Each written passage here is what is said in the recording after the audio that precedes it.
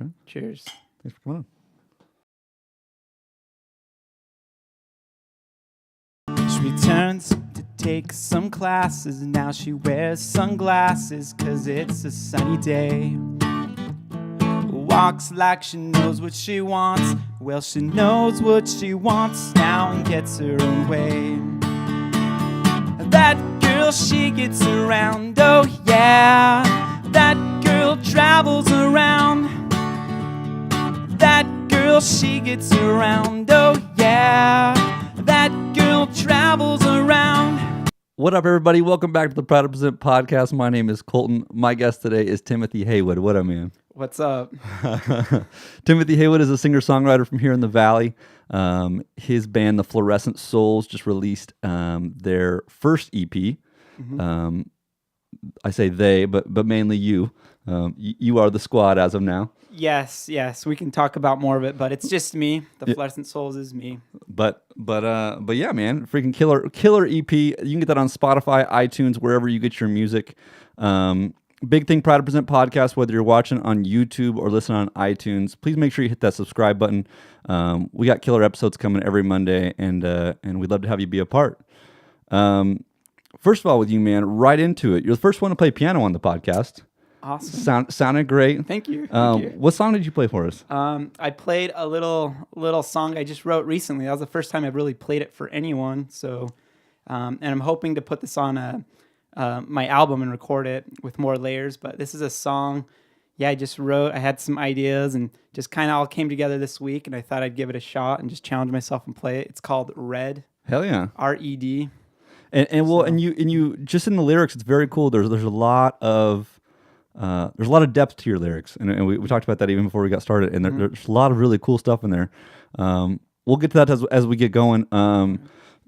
First thing I want to get into is your writing process. Where do you stem your inspiration from? What gets you excited? From all over. But I think in the title, Fluorescent Souls, it comes deep within, right? So to that, it means not just from your surroundings, but also from within, things that are meaningful. So I try to look for things maybe in conversations I've had, or I think back to experiences I've had, and I get inspiration from that. Yeah, nice. Nature, all of it. So from everything, but things that are meaningful. Definitely. Mm-hmm. Well, and I mean, you play piano and you play guitar on this podcast. Do you have a preference? Is there one that kind of is your favorite or your go-to? What feels more natural? I think for songwriting, I think more has been coming out on the piano. Yep. It's just so accessible just to sit down. And then second, probably guitar is where I do my songwriting. But I like to challenge myself. I play several other instruments. We tried to count them once. And you could say the kazoo or you're the spoons. You can make up some names for it. But I like trying to write songs on new instruments. It opens up a new avenue of way of thinking. But mainly trumpet, guitar, and piano. Those are my trinity of songwriting instruments there. So that's killer. Yeah. Well, and you did the Fluorescent Souls. It was self-titled EP. You did it with our both of our good buddy Will Bradford. Will, if you're watching, we love you, and thanks for connecting us. We'll have Will Bradford on here soon. But it seems like it's you said it was part of like a full album is what we're hoping to get to with it, right? Yeah. So this was just a first step. This is my first step into the studio. So this is all new for me to experience that. So these song choices on the EP are very different because I wanted to challenge myself to see how I would react and respond in the studio. And whether there were little things I liked or didn't like, I'm still proud of it because it was that first step forward to hopefully do more recordings and have a full album. So this was a way to prove it to myself I can do it, and then give my friends and family audience an opportunity to get a little taste of what's ahead, hopefully. Nice. And so how long have you been writing for?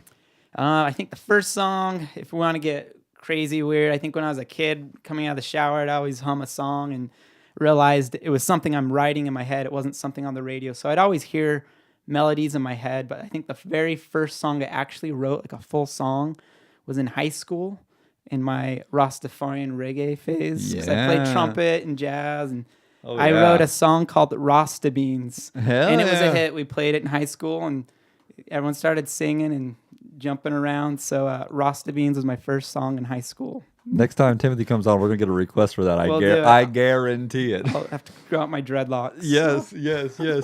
So, and one of the things that I just can't help jump right into with you is you just got back, man. You've been in India for a while, right? Yeah, that's right. How long you been back? First of all, Let's see. I got back the first week of October. Nice. I was there 5 weeks and just got back in October. It's still fresh in my mind and my living. It's still fresh. So that's definitely still kind of carrying with me right now, that trip. So what drove you to go there? I mean, I know you learned a lot about meditation and yoga, which you and I are both really big into. But what, I mean, is that what got you out there? What pushed you that direction? Yeah, I mean, a lot of different reasons. I was kind of burnt out with work a little bit, but I had planned this 4 years prior. Just coming out of college, there was a lot of hopes and dreams and things I wanted to do. This was one of them, was to go to India to learn about meditating, learn about maybe health, see a culture I don't know about. And also I'm a big fan of the Beatles, and they went to this same place I went to, Rishikesh. Really? And I wanted to have my own sort of experience to connect with the culture there, yeah. So what was that like? I mean, it was wonderful. I definitely went there, and I lived in an ashram, which is like sort of like a convent with Hindu yogic monks. And I have you can't see it on my wrist, a monk blessed me. And so I got yoga certified, meditation certified. They taught me about diet, which was a huge eye-opener for me. And then at the end of that 4-week intense 24-hour training of living in that ashram, I did a little more traveling the city, and I bought a sitar. hell yeah. And I've been playing sitar since. Some spiritual songs, some I've made up, some Beatles covers, and it's a fun instrument to learn. Wow. So had you had any background in sitar or even meditation or yoga before going over there? I mean, is that something that kind of came with it? I used to make fun of yoga. Yeah, right. I'm a runner. We all did. Yep. And I'm like, what are those weird movements everyone's doing? And I had a good experience with someone invited me to do yoga once, and I realized it actually helped. So since 2010, I'd been practicing yoga, and then just in 2013, I actually got into deeper meditation, trying to research it. And it just seemed like everything was right. The conditions were right for me to finally go to India to get some formal training, to challenge myself, take it to the next level.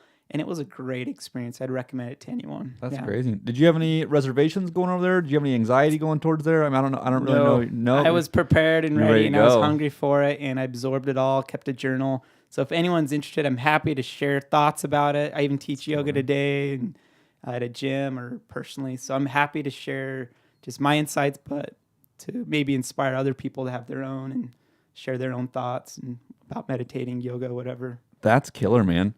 And then the sitar, did you have any background with that, or is that all just on the spot? Nope. Really? Just went with it. Just let it go. No, but if any of you musicians out there have played an open string guitar, there's very similar concepts with you're not so much concerned about melody, but more rhythm. Right. And you have a tonal center. And so those concepts weren't new to me. So going to the sitar, it's very magical. The first time you play it, you know there's something magical to this. And I wanted to take that sound back home. So I knew I needed to purchase a sitar to share my experience and what I felt from India. I needed to have a sitar to do that.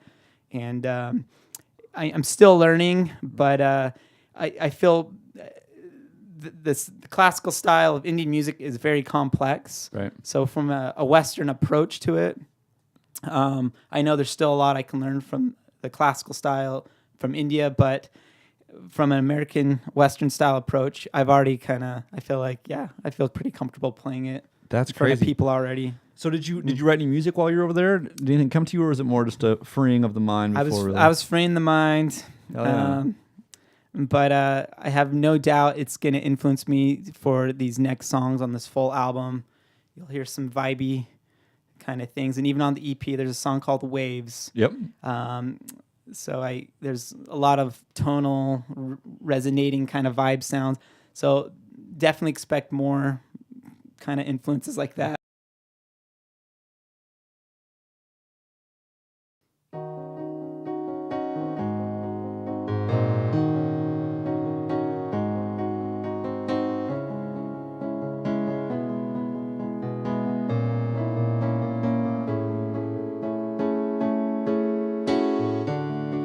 Out of all the colors in my head, none of them as beautiful as red. The color red. Even where you live's a real estate deal. I hear them ringing at every door. What is it for? What do they really ever display? It's all red. Rapid eyes dreaming. Even the news I'm reading is red. It's all red. Out of all the colors in my head, none of them as beautiful as red. It's all red. Rapid eyes dreaming. Even the news I'm reading is red. It's all red. Roses each day help me to find a way to say to my love, I am red. Everything that has been said can't describe my love for the color red.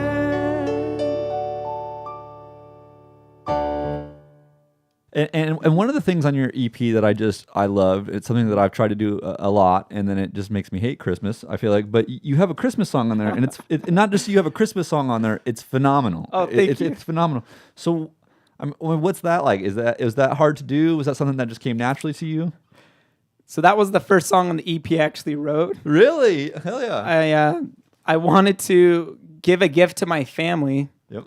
And I had all my nephews and nieces in mind. Like, what's something I could give them that they could just be easy to, something accessible they could all get to, and something they can all enjoy just for the holidays. And I drew from inspiration from my Beach Boys Christmas cassette tape I bought at the thrift store. Yep. And my first copy melted in the glove compartment of my car. And luckily, another friend found one for me. Welcome to Phoenix. I listened to that enough where it was just in me. So when I went to a piano, I wrote out the melody almost instantaneously.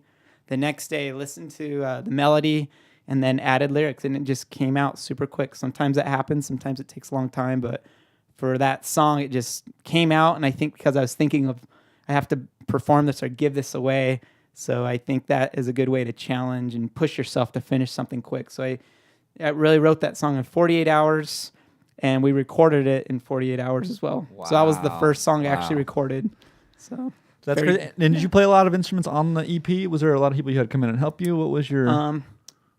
So I played and wrote everything except for the drums. The drum set was played by William Bradford, who helped record and produce that album. He did a great job. Yes. And I could have played drums. I feel very satisfied when you play all the parts the way you want them. But I knew Will knew me, and I knew him as a drummer, and I knew he's a better drummer than me. So I said, I want you to play the drums for sake of recording, please. And but I did the shakers. I made some shakers and all the auxiliary percussion, all the vocals. So it was very satisfying for the parts I did, but Will did the drum set. Yeah. That's killer. Mm-hmm. That is so cool. And then one of the big things we want to talk about with you too is you're starting to kind of put together a YouTube channel, trying to get your YouTube channel going, Instagram, everywhere. Make sure you go check Fluorescent Souls. Well, thanks. Fluorescent Souls, but even more you, man. Check out your personal stuff. But have you thought about doing some more music videos for the album, or are you going to wait for some new singles? What are you thinking? Videos, I have tons of ideas, but I need a little support first. I need some viewers. So I hate asking, but I don't want to self-promote at all. But from this process, this step forward with the EP, you really realize it's not all you. And that's why I made the name Fluorescent Souls. It's not just me. It's everyone. I need inspiration from everyone and help from everyone. And hell yeah. Lots of ideas. And if people are willing to just follow or just even words of encouragement. I plan to make several more videos and 10-track full album with a few videos to support that. That's killer. And we had Matthew Thornton on from Vinyl Station last week, and it was really cool to hear him talk about just the heart of song and the idea that, yeah, as a songwriter, you can only bring it so far. That Sure. It's almost like a 70-30 thing that your listener really has to engage with you to a certain point. And when you do, I mean, that's where the magic happens. That's when you really feel connected. I feel like as the presenter or the musician or the artist, it's my responsibility to initiate, but then I think it's for everyone else to apply it in their own way or feel the music or the art in their own way. But we need that. It's not complete until we've shared that and we've connected. So I appreciate any connections. This moment here, just speaking about it is a huge blessing for me, or a part of that whole experience. You are extremely talented, man, and it's an honor to have you on, and that was the beautiful thing with this, is we just want to give a platform to artists to be able to talk about their craft and their things, and as we talked about, people coming back, and look forward to when the full thing comes out, man, and really been able to talk about all of it and break it down, but yeah, man, this platform is all about you, so please, that's what we're all about. It's humbling. It's humbling. You know. I will say I have some confidence through writing material, trying to present it. It develops a lot of confidence, but I feel like a lot of that inspiration came from other places. So I feel confident in knowing that it wasn't all me. So I can feel confident saying, help me out, because it's not all me. It's all of us. We're all connected in some way. And I really do feel that. So yeah, then follow the Fluorescent Souls, which is follow the inspiration of maybe future ahead. And So yeah, that's killer, man. And so you play Red for us, which is your new jam. We hope to have that on the full album. And then you're playing another song that actually is on the EP. What are you playing for us? It's called Travels Around. Yes. Mm-hmm. Which that's the jam, man. That is the jam. You. Where did the inspiration come from that? Where'd you come up with that one? The music, the sound came from influence of early Beatles, catchy rhythms and harmonies. Mm-hmm. So simple beat, good harmonies. That's early Beatles. So I went in doing that. The lyrics were also Beatles inspired. There's a song called Nowhere Man. Mm-hmm. At that moment in time, I'm sort of a nowhere man. And it's about a song to me about a man who goes nowhere, and he loses himself. He's nothing. And so I thought a good response might be on the reverse end, a song about a girl who maybe goes somewhere and then finds herself. So I just had that thought in mind. Mm-hmm. Well, it's just a well-written song. I mean, we even joked about it before we got started. There's what I found most beautiful about your songs is the ability to take it as it hits you. You know what I mean?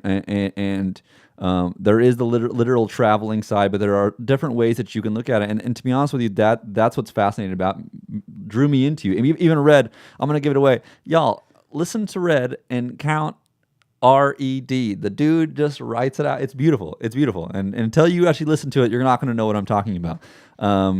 But man, those songs are killer. Oh, thank you. Travels Around. Lyrically, again, that's one of the songs that just kind of came out. Mm-hmm. But there was one switch I had to do later. What was that? So in the lyrics of that song, I say, gets around. And it's a song about a girl who really gets around. And I was thinking, hey, Beach Boys sing "Round Round Get Around," and then I started getting comments like, "Well, what do you mean by that?" And so I thought I would clarify. She gets around. She travels around. Yeah, she travels around. Yeah. So I had to make that the title of the song just to clarify.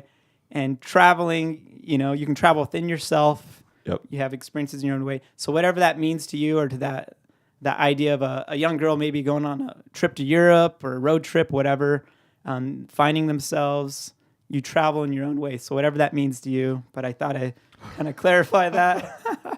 I love it. Get a lot of questions. So.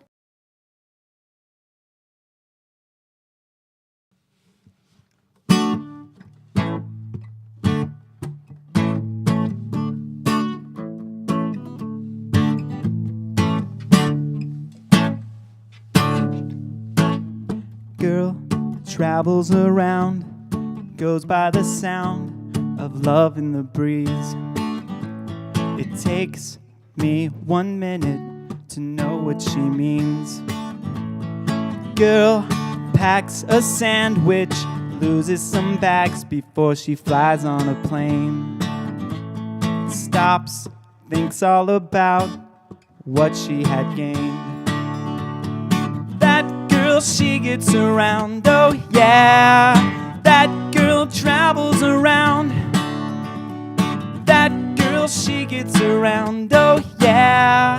That girl travels around. Girl, sweeter than syrup, travels to Europe and lives on a train. Stops, looks through the window and hopes it will rain. That girl, she gets around, oh yeah. That girl travels around. That girl, she gets around, oh yeah. That girl travels around.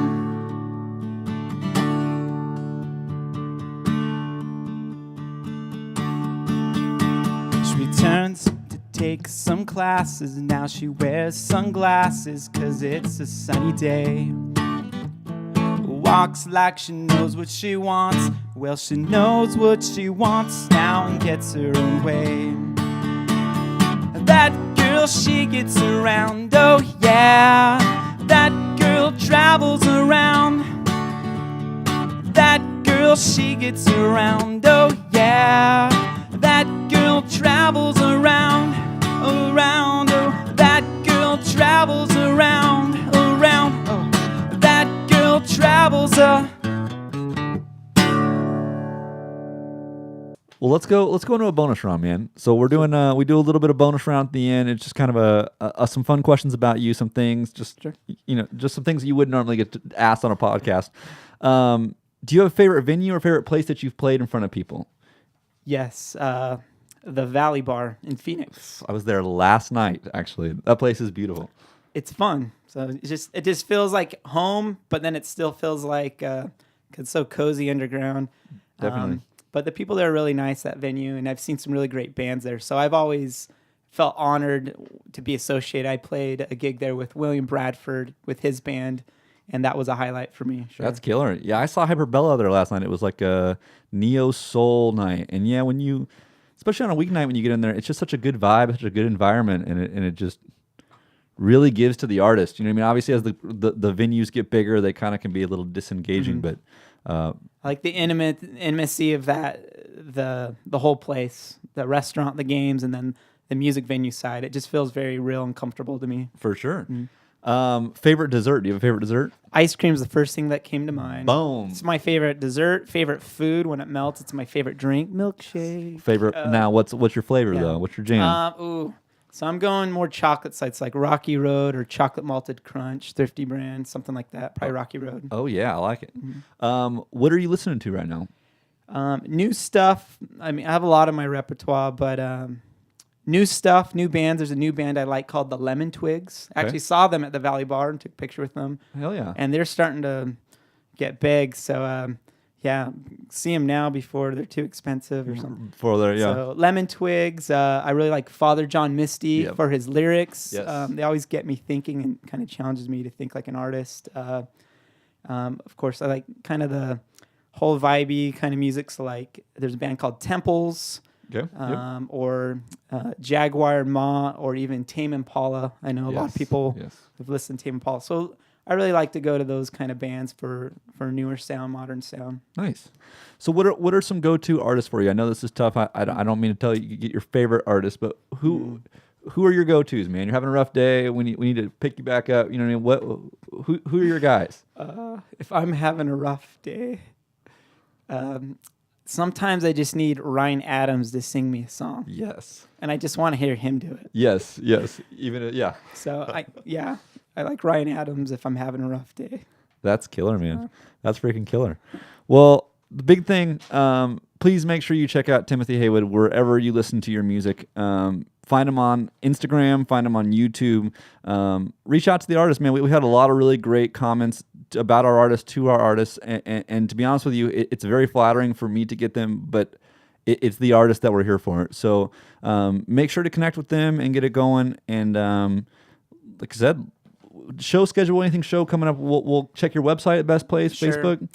Check Facebook, YouTube, Instagram. I'm pretty good on Instagram. I usually go there first and then to Facebook. Cool. But we can be friends. You can look me up personally. I'm okay with that. Hell yeah. Just give me a shout out and we'll be friends. I like it.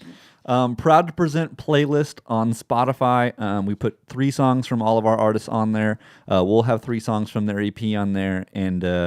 And yeah, as we catch you back on here again, man, we'll get that full album on here. I'm really looking forward to it. Well, thanks for having me. The vibe here, by the way, is so awesome. If any of you are watching this, I hope you can get a sense for the Phil here and how awesome he is. And I'm happy for Proud to Present to give us these opportunities where we can all connect. So namaste. Hell yeah. Namaste. Well, and as we say in closing every week, do something to make the world a better place. I think something that I even do in my own life is you want to get ahead, and you don't realize that we're all humans and we're all on the same team. And honestly, everybody can win and everybody can be on the same team. So have a great week, and we'll see you next week. Thank you. See ya.